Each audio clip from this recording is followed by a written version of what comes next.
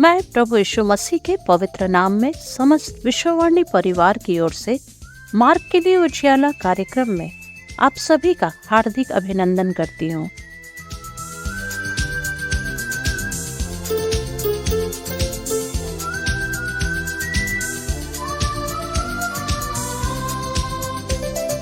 प्रभु यीशु नाम सारे नामों के ऊपर नाम, प्रभु यीशु नाम सारे नामों के ऊपर नाम, प्रभु यीशु नाम, प्रभु यीशु नाम सारे नामों के ऊपर नाम, प्रभु यीशु नाम, प्रभु यीशु नाम।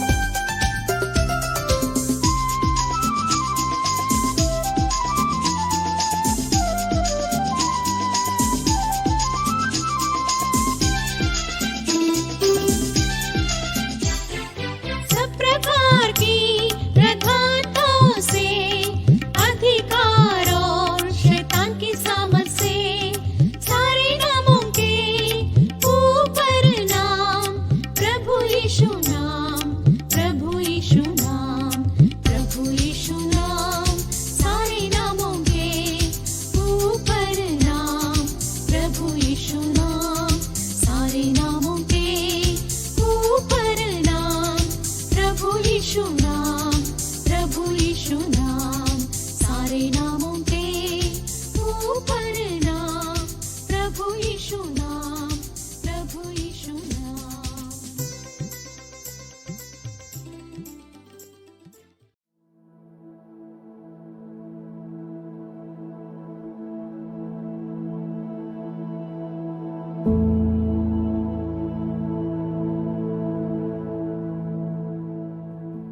आइए आज की इस नई सुबह के लिए हम प्रभु का धन्यवाद करते हैं और उसके पवित्र वचन से देखते हैं जो हमें मिलता है मरकुस रचित सुसमाचार अध्याय 4 पद संख्या 21 से 25।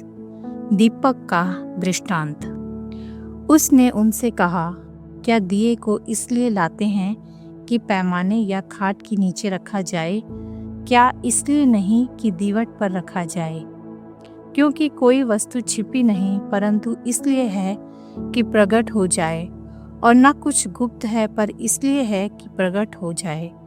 यदि किसी के सुनने के कान हो तो वह सुन ले। फिर उसने उनसे कहा, चौकस रहो कि क्या सुनते हो। जिस नाप से तुम नापते हो उसी से तुम्हारे लिए भी नापा जाएगा और तुमको अधिक दिया जाएगा। क्योंकि जिसके पास है उसको दिया जाएगा, और जिसके पास नहीं है उससे वह भी जो उसके पास है ले लिया जाएगा। प्रभु अपने वचन पर आशीष दे।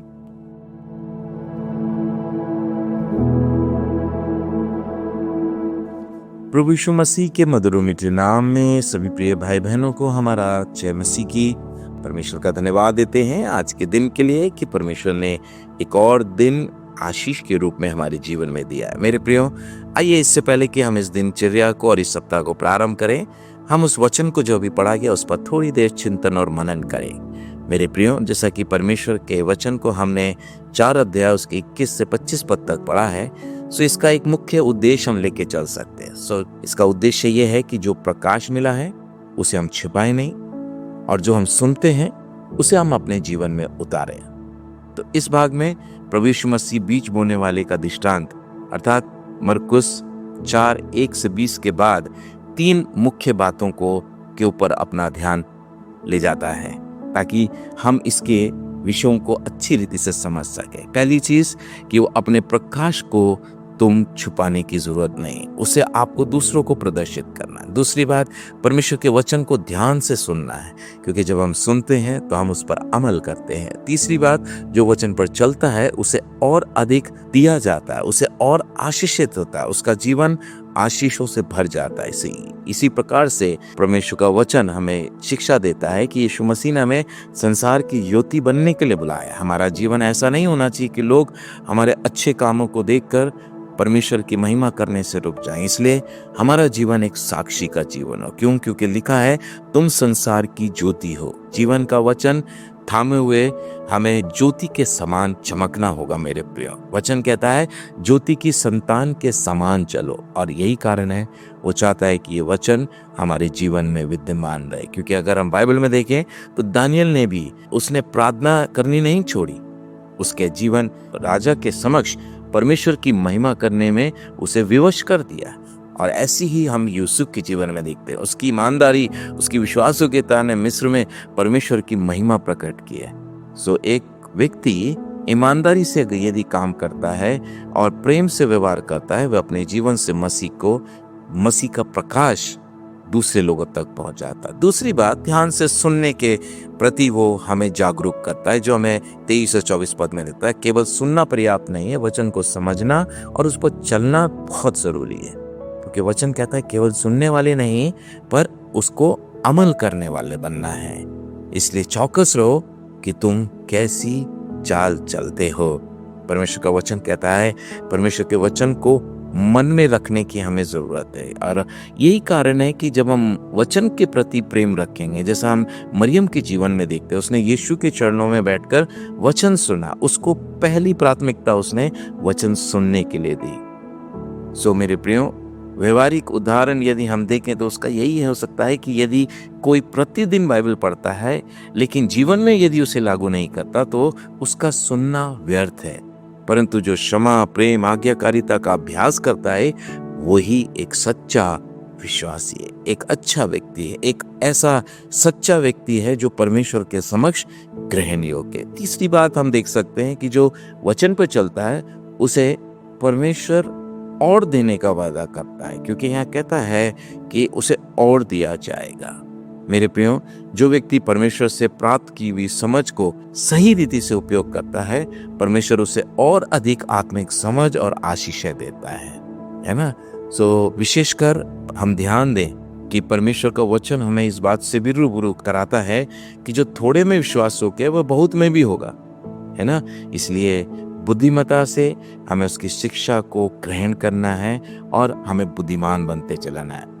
क्योंकि नीति वचन में कहता है बुद्धिमान को शिक्षा दो, वह और बुद्धिमान होगा। इसलिए परमेश्वर अपने वचन को हमारे जीवन में बढ़ने दे, ऐसी हम प्रार्थना करें। दूसरी बात, जब हम सुलेमान के जीवन में देखते तो उसने जब प्रभु से मांगा तो उसने बुद्धि मांगी, और उसने बुद्धि मांगी और परमेश्वर ने उससे बहुत अधिक बुद्धि दी ताकि वो अपने जीवन से उस बुद्धि का सदुपयोग कर सके।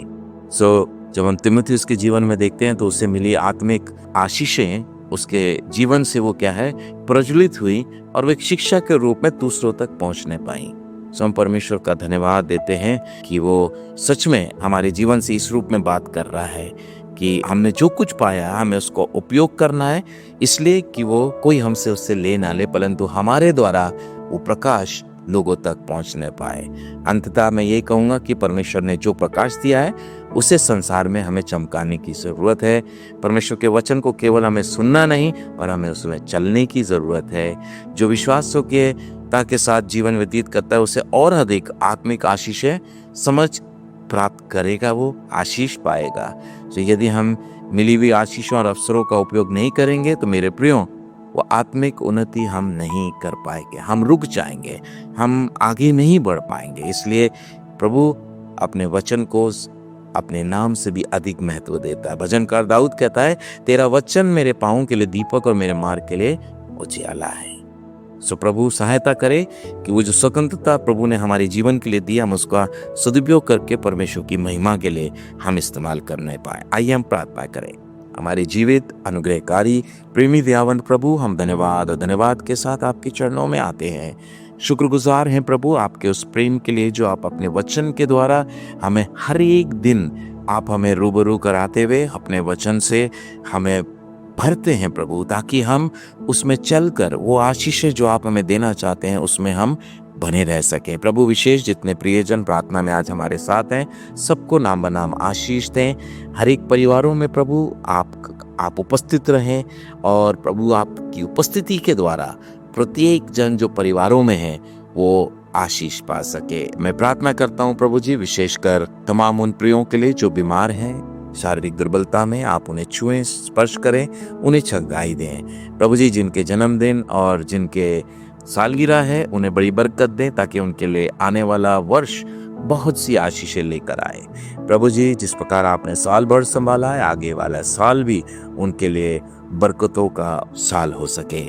प्रभु जी, विशेष हम प्रार्थना करते हैं अपने इस देश के लिए। इस देश पर आपकी दृष्टि है, हमें इस बात पर पूरा भरोसा है प्रभु, और यही कारण है प्रभु हम चाहते इस देश को आप ब्लेस करें, आशीष दें, ताकि प्रभु सेवकों के द्वारा, सेवकों के कदमों के द्वारा हर एक वो स्थान आशीष से भर जाए।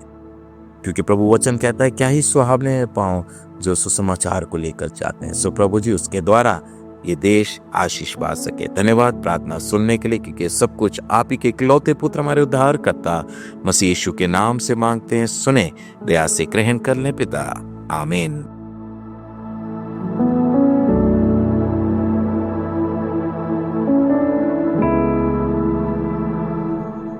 मसीह में प्रियो, विश्ववाणी प्रार्थना सेंटर में हमारे प्रार्थना योद्धा आपके लिए प्रार्थना करने को 24 घंटे उपलब्ध हैं। आप किसी भी समय हमारे टोल फ्री नंबर पर प्रार्थना के लिए संपर्क कर सकते हैं। हमारा टोल फ्री नंबर है 1800-270-0333। प्रभु आपको आशीष दे।